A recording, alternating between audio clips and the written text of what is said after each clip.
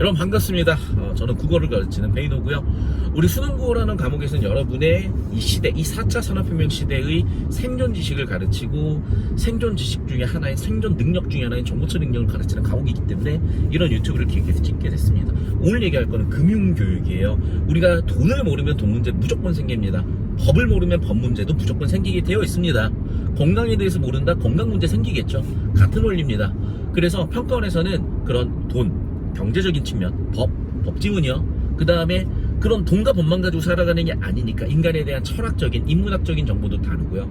이 시대는 과학기술의 시대죠. 과학기술에 대해서 당연히 다룹니다. 예술 없으면 안 되죠. 예술 다루고요. 인간의 감정, 문학으로 다루고 있습니다. 말하고 듣는 기본적인 소통 능력 중요하죠. 화법과 작문에서 다루고 있고요. 특히 의미적인 것을 명확하게 다룰 줄 알아야 되겠죠. 문법, 언어 파트에서 다루고 있습니다. 그리고 우리가 SNS로 정보 처리하는 거, 책으로 정보 처리하는 거, 줄글로 처리하는 거, 동영상으로 처리하는 거, 그 매체만의 특성에 따른 정보 처리도 좀 달라지겠죠. 바로 매체 언어입니다. 사실은 국어의 그 모든 영역들은 본교과적으로 모든 교과를 다룰 수 있는 기반 교과로 쓰이고요. 이 기본적인 이 기반 능력들이 대학에 가서도 그 이후의 삶에 있어서 중요한 역할을 합니다. 여러분 연구 결과가 있어요. 15세에서 25세 사이에 형성된 가치관을 평생을 살아간다. 왜 그런 거냐? 여러분 1차 성징, 2차 성징이라는 신체 변화가 있잖아요. 뇌의 변화도 있습니다.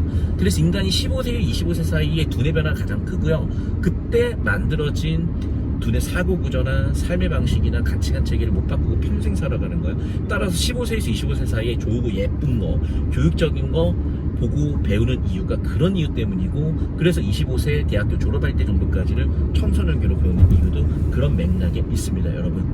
그래서 이제 이런 맥락에서, 이런 개념적인 부분에서 제가 오늘 얘기 드릴 말씀은 돈에 대한 부분인데, 이 돈은 제 경제언론, 경제패스트랙에서 자세히 다루고 있고요. 특히 돈 문제가 안 생기기 위해서는 이 돈의 속성에서 잘 공부하고 알고 계셔야 되는데, 베스트셀러죠.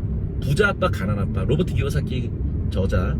부자 아빠 가난 아빠 굉장히 중요한 책인데 여러분 시간이 없으니까 되게 요약본으로 제가 설명드릴 예정이고, 이 책에서는 돈 문제가 발생하지 않는 실전적인 구체적인 방법에 대해서 얘기를 하고요.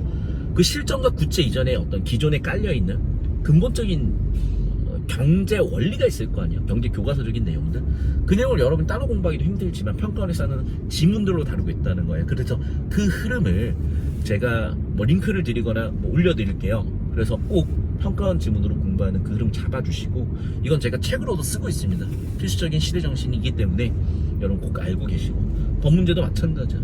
그래서 수능국어를 통해 공부하는 생존법률이라든지, 수능국어를 통해서 공부하는 부자 아빠 가난 아빠라든지, 이런 중요한 우리 삶에 있어서의 가치들을 좀 다루는 것들, 생존 지식을 다루는 것들 연습해 볼 거고, 당연히 삶의 가치관도 다뤄야 되겠죠. 수능국어로 보는 논리 철학, 수능국어와 함께 논리야 놀자, 이런 거 준비하고 있습니다.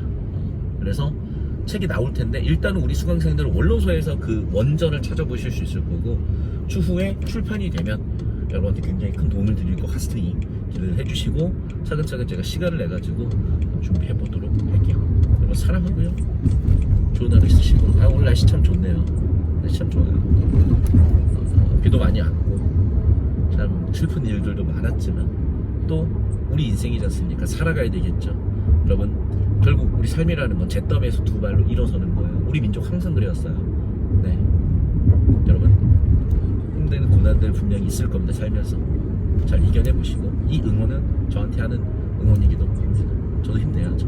화이팅 하시고 수업 시간에 또 볼게요.